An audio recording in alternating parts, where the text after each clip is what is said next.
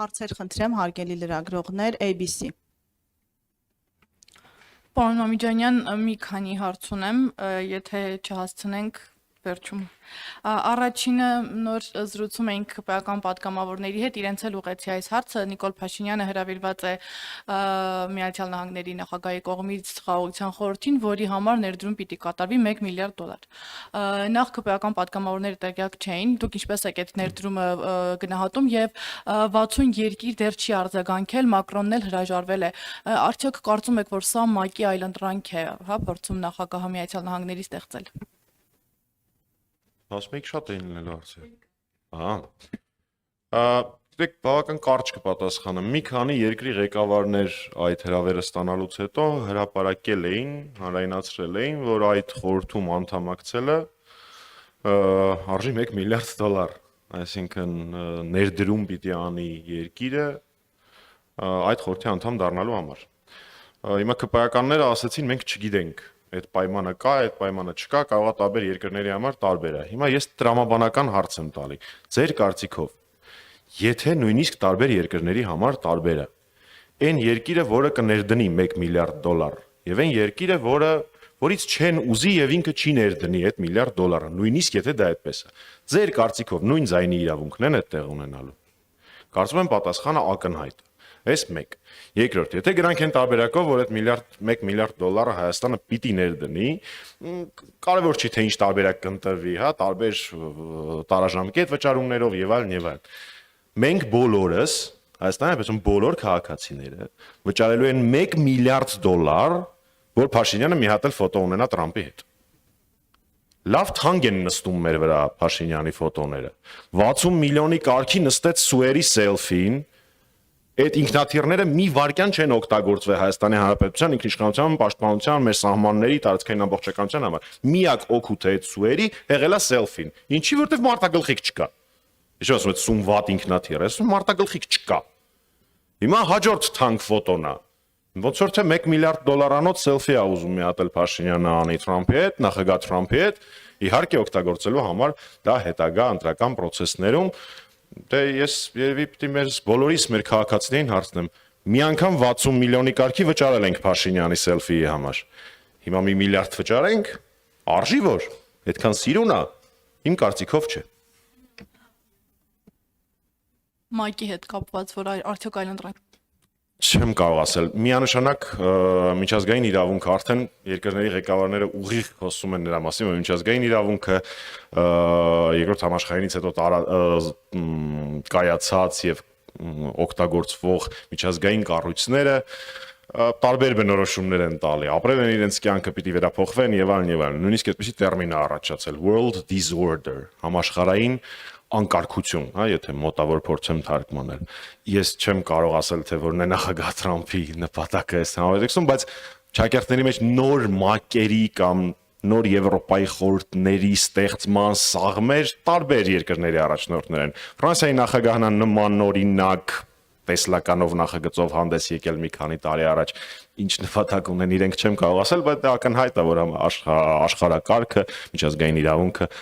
տրանսֆորմացիայի շատ արագ տրանսֆորմացիայի փուլում է եւ մենք կարող ենք լիովին հանգիստ լինել, կներեք խոսակցական բառի համար արխային լինել, որովհետեւ այս տուրբուլենտ վտանգավոր ժամանակներում Հայաստանի Հանրապետության արտաքին քաղաքականությունը իրականացնում են Նիկոլ Փաշինյանը եւ Արադ Միրզոյանը, այնպես որ մենք անհանգստանալու բան չունենք, պրոֆեսիոնալներ են, որևէ խնդրեմ չկա։ Հայկական երկրորդ հեռուստաալի։ Պարոն Ամիջանյան, հարցը խնդրել է փոխանցել Նելին Առավոտից Գրիգորյան, իշխանությունը մասնավորապես Վահագն Ալեքսանյանը հայտարարել էր, որ իրենց օրոք կենսաթոշակը բարձրացել է հասել է 46,000 դրամի, իսկ նախկինների օրոք 16,000 էր եւ եթե դուք գաք իշխանության, թոշակը կրկին կդառնա 16,000 դրամ։ Եթե դուք գաք իշխանության, արդյոք կենսաթոշակները կնվազեցվեն եւ արդյոք դուք կզբաղվեք ինքնապարգևատրմամբ։ Շնորհակալություն։ Ուրեմն, սա շատ կարևոր հարց է։ Ու այստեղ կա լիք մանիպուլյացիաներ, հիմա փորձենք թվերով հատարած հասկանանք։ Որոնք այդ առաջին, Վահագն Ալեքսանյանը խոսում է նվազագույն կենսաթոշակի մասին։ Սիրելի քաղաքացիներ, նվազագույն կենսաթոշակը ստանում են այն մարդիկ, ովքեր աշխատանքի 1 օրվա ստաժ չունեն։ 1 օրվա ստաժ չունեն։ Այդպիսի քաղաքացիները Հայաստանի Հանրապետության 600,000, շուրջ 600,000 կենսաթոշակառուներից 70,000-ն են, 12%։ Այսինքն կետ առաջին, այն ինչ որ ասում էր Վահագն Ալեքսանյանը, վերաբերվում է մեր տատիկների, պապիկների 12%-ին միայն։ Այս առաջին կետ։ Երկրորդ, երբ որ համադրում ես նվազագույն կենսաթոշակը եւ կարող եմ տնտեսական տերմիններով գնալ սպառողական զամբյուղով խոսել, իսկ կարող ենք ուղղակի խոսակցականով խոսել, գնաճ, գույքահարկի ավելացում, աղբահանության վճարների ավելացում, դեղորայքի գներ, որը ամենակարևոր բաղադրիչներից մեկն է կենսաթոշակառուների ծախսերի։ Այնտեղ թե ինչ բարելավում են իրենք ունեցել, անհամեմատ ավելի չնչին տոկոսն է, քան իրենք փորձում են ներկայացնել այդ 16-ից աճը մինչև եսի մուշ։ Սա հաջորդ։ Վահագն Ալեքսանյանը խոսել է նաև վերադարձերից այդ քեշբեքի հասկացությունից։ Ուրեմն դրանից անցյալ տարի օգտվել է կենսաթոշակառուների մոտ 50%։ Նկատում եք, չէ, իրանց ասած այդ ուռճացրած աննախադեպ թվերը մի դեպքում 12%-ին է վերաբերվում, մի դեպքում կեսն է դրանից օգտվել։ Այս առհասարակ իր ասածների մասով, որոնք որևէ կապ չունեն իրականության հետ, ընդհանրապես մանիպուլյացիա են քաղաքական։ Բայց այդտեղ կա երկրորդ ասպեկտ։ Իրականում, որպեսզի հաշվես, թե ինչքան է ավելանում կենսաթոշակը, դու պետք է համեմատես միջին կենսաթոշակը։ Ինչի, որովհետև ինչպես ես ասացի, այդ մինիմալը դա այն մեր տատիկներն ու պապիկներն են, որոնք 1 օրվա անգամ ստաժ չունեն։ Իսկ միջին կենսաթոշակը շատ արդար հաշվելու ձև ունի։ Հաշվում է գումարային ինչքան փող է գնացել կենսաթոշակին, դա բաժանվում է կենսաթոշակառուների թվի վրա։ Դա ամենաիրական ցուցանիշն է։ Ու այդ ցուցանիշը երբ որ համադրում ենք, շատ հետաքրքիր թվեր են առաջանում։ Օրինակ առաջանում է այն, որ Հայաստանի Հանրապետական կուսակցության իշխանության տարիների ընթացքում միջին կենսաթոշակը մենք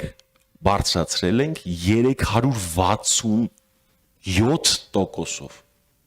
3.6 անգամ։ Այս մեկ։ Երկրորդ, երբ որ համադրում ես թե մեր թողած միջին կենսաթոշակը եւ հիմիկվա իրանց միջին կենսաթոշակը սպառողական զամբյուղի հետ ինչ համադրություն ունեն, ավելի պարզ լեզվով ասեմ, դրանով ինչքան բան կարող ես առնել, մեր պարագայում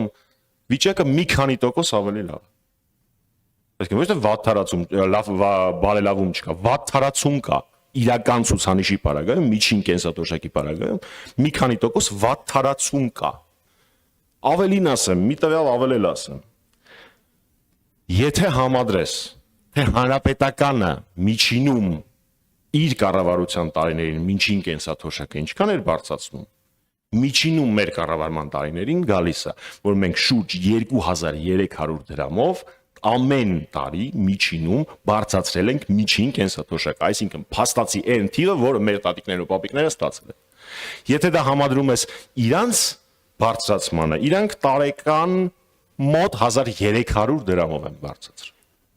Հիմա ուզում եմ հասկանամ, այս ինչքան են այս ֆոկուսնիկությունը անելու։ Սա ուղղակի քաղաքական ֆոկուսնիկություն է։ Իսկ երեք կառավարություն արժեհարցու պատասխանին Փաշինյանը հասավ մանիպուլյացիայի գագաթնակետին։ Պատգամավորներից մեկի հարցին ինքը պատասխանեց հետևյալը. բառացի եմ էցիտելու։ Մենք կենսաթոշակը բարձրացրել ենք մի քանի անգամ։ Մի 10 վայրկյան պաուզա բռնեց, որն իր SMM անող տղան հասցնի այդքանը նկարի ու տարածեն պերֆեկտիվիներով, հետո ասեց տարբեր որոշումներով։ Այսինքն այստեղ անգամը ոչ թե 2 անգամ բարձրացնելն է, այսինքն 10000-ը սարքել 20000 դրամ, այլ մի անգամ 10000-ը սարքել են 11000, մի անգամ 11000-ը սարքել են 12000, հետո մի հատ էլ 12-ը սարքել են 13։ Բայց ինքը դա ներկայացնում է։ Մենք կենսաթոշակը բարձրացրել ենք մի քանի անգամ։ Հետո պաուզա է վերցնում, ասում է տարբեր որոշումներ։ Այս արդեն մանկապարտեզի մակարդակի մանիպուլյացիաներ են, ծիծաղալու են։ Իսկ եթե իրար հետ համադրենք, թե ոնց են աճել իրենց աշխատավարձերը, գաղտնի, ոչ գաղտնի, պարգևավճար եւ այլն որոշումներով, ինչքան են աճել հաստատի մեր տատիկների եւ պապիկների կենսաթոշակները լավ երևում է, թե իրանք ավելի շատ ում են սիրում մեր տատիկ պապիկներին, թե իրանց։ Սիվիկ, խնդրեմ։ Բալցուն Պարոն Մամիջանյան, Հայաստան խմբակցության անդամ պարոն Արմեն Ռուստամյանը օրերս ի պատասխան իմ հարցի արդյոք քաղաքական լայն ճակատով, ընդդիմադիր լայն ճակատով գալիք խորհրդարանական ընտրություններին մասնակցելու համար հանդիպումներ են կայացել նաև Հանրապետական կուսակցության եւ պարոն Սերժ Սարգսյանի հետ, ասաց, որ այո, հանդիպել են, խոսել են։ Խնդրում եմ տեղեկություն կհաղորդեք, ինչ խոսակցություն է տեղի ունեցել, ինչի շուրջ եք համաձայնել, ինչի շուրջ ոչ, եւ այս պայդրությամբ Հանրապետական կուսակցությունը հստակեցրել է 26-ի ընտրություններին ինչ ֆորմատով է մասնակցելու դաշինքով, առանձին եւ հնարավոր ձևավորվելիք ընդդիմադիր դաշինքներից, որոնցից մեկը ենթադրաբար կլինի Հայաստան դաշինքի ընդլայնված ձևը, մյուսը ուժեղ Հայաստան կուսակցության շուրջ ենթադրաբար, որտեղ եք ավելի ձեզ կոմֆորտ զգալու։ Շնորհակալություն։ Առաջին հարցինի պատասխան, այո, այդ հանդիպում տեղի ունեցել, այդ հանդիպման մասին հրապարակային հաղորդագրություն է հաղորդվել եւ ավելին, քան հրապարակային հաղորդագրությունն է հաղորդվել, այսինքն հանդիպման փաստի մասին, ես որևէ տվյալ չեմ ներկայացնում, որովհետեւ դա աշխատանքային քննարկում էր։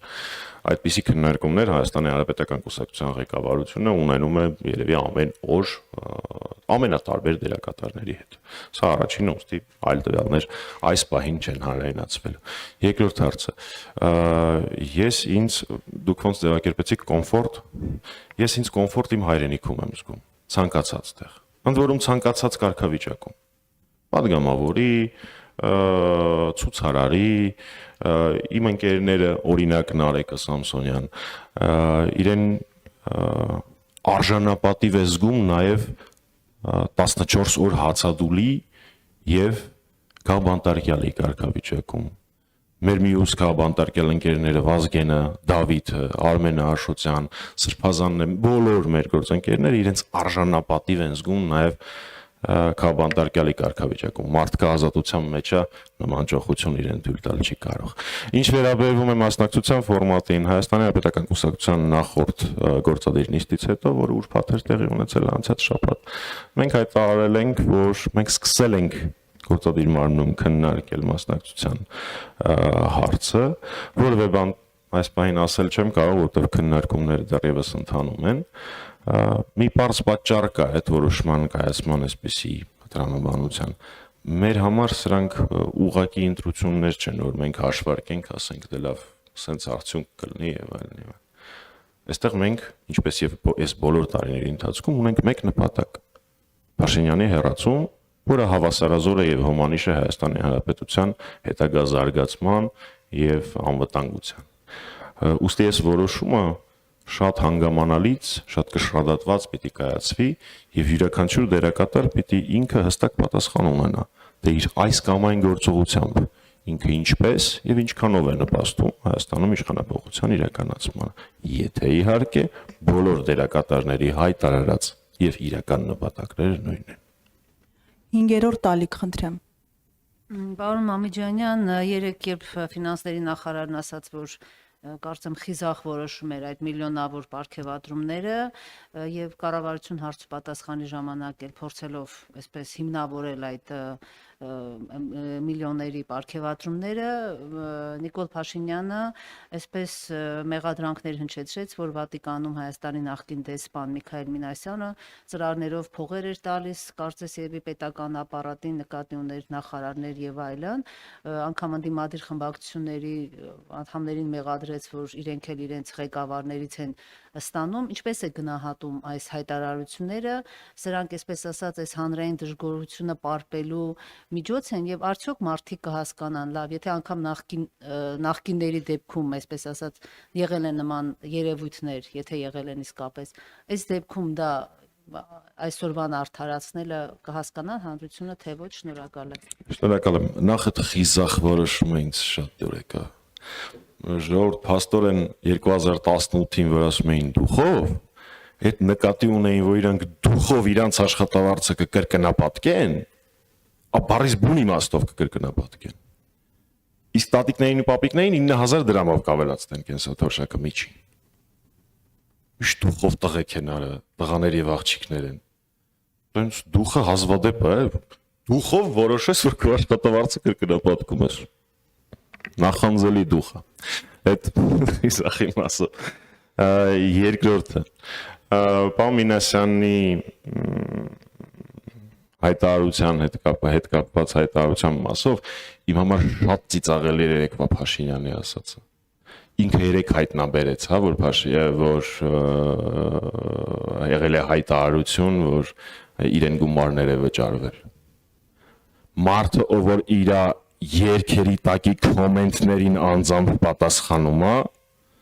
կարևորագույն հայտարարություններից մեկի մասին երեք իմացավ, դե դա ծիծաղալու է։ Մինչ օրս այդ հայտարարությունը չի հերքվել։ Երեկվա ասածը հերքում չէր, երեկվա ասածը աբսուրդ էր։ Եվ քանի որ այս թեման շատ է շահարկվել, բազմիցս պատասխաններ եղել են դրա մասին քրեական գործ կա եւ դրա վերաբերյալ այդ քրեական գործի դերակատարները հայտարարություններ են տարածել, ես այդ դաշտ չմտնեմ։ Բայց գիտեք, Պարոն Մինասյանի այդ հայտարարության նպատակը ոչ թե այն էր, որ տարբեր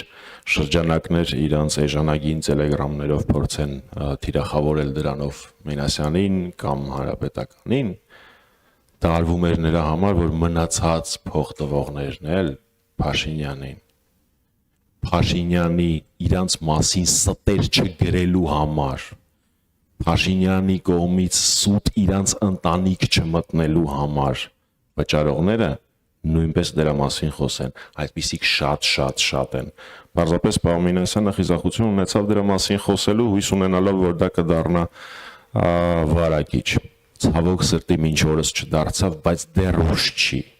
Բոլոր են մարդիկ, ովքեր այս կամ այն պատճառով, իսկ դա շորտման տեսակ է, էլի փաստացի, ենթարկվել են այդ process-ներին, որոնք իրենց հայտարարությամբ կարող են եւս մեկ անգամ վերահաստատել, որ Փաշինյանը սովորական ծախու լրագրող է եղել։ Լավ կլինի, որ դրա մասին խոսեն։ Շնորհակալություն։ Վերջին հարցը ֆակտոր։ Հարցս ընչեց էլ չունեմ հարց։ Եթե կարճ հարց կա, խնդրեմ, եթե չէ, կարճ խնդրեմ, կարճ։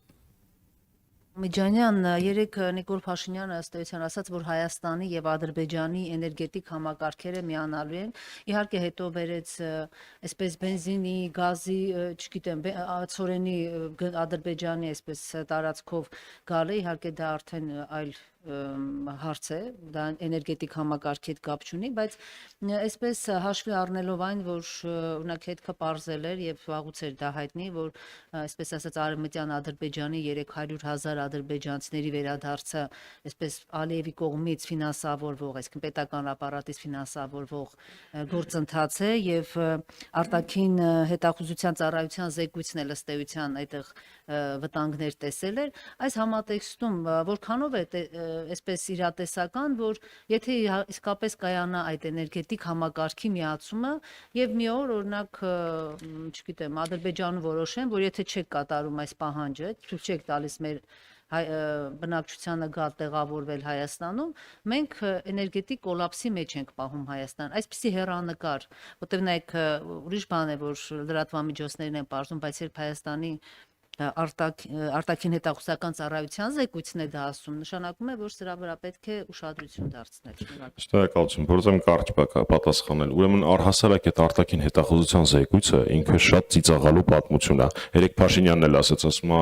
այդ արտաքին հետախուզության ծառայությունը վարչապետին ենթարկվող կառույց է, ինչի համար մեկնաբան է։ Շատ խնդալու է բան, այս ոնց որ ձախ ձեռքով աջ ձեռքը չշոյես։ Այսինքն ձախ ձեռքով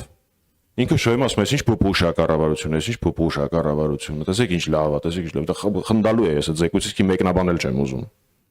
Այդ մեկ։ Երկրորդ, այդ էներգետիկ համակարգերի միացնելու հետ կապված կարող է մի օր էլ բանակները միացնի։ Կարող է ասի օպտիմալ ծախսերը կազմակերպելու համար եկեք Հայաստանի եւ Ադրբեջանի զինված ուժերը միացնենք իրար։ Մոտ նույն տրամաբանությունն է, այսինքն ես հիմա պետք է բացատրեմ ինչ ստրատեգիական կարևորություն ունի էներգետիկ համակարգը, ինչքան վտանգավոր է դա։ Սիրելի քաղաքացիներ, օքեյ, մեր էներգետիկ համակարգի, այսինքն լույսի ռուբիլնիկը տալ ադրբեջանցիներին։ Ես օքեյ չեմ։ Ստեղ նստած էին մարդիկ, որոնք օքեյ էին։ Երեք էլ ժամանից խոսել է մի մարդ, որը օքեյ էր։ Իմ համար դա անկալելի է։ Այս ամբողջ process-ները իմ գործընկերներից մեկը երեք դրա մասին խոսեց։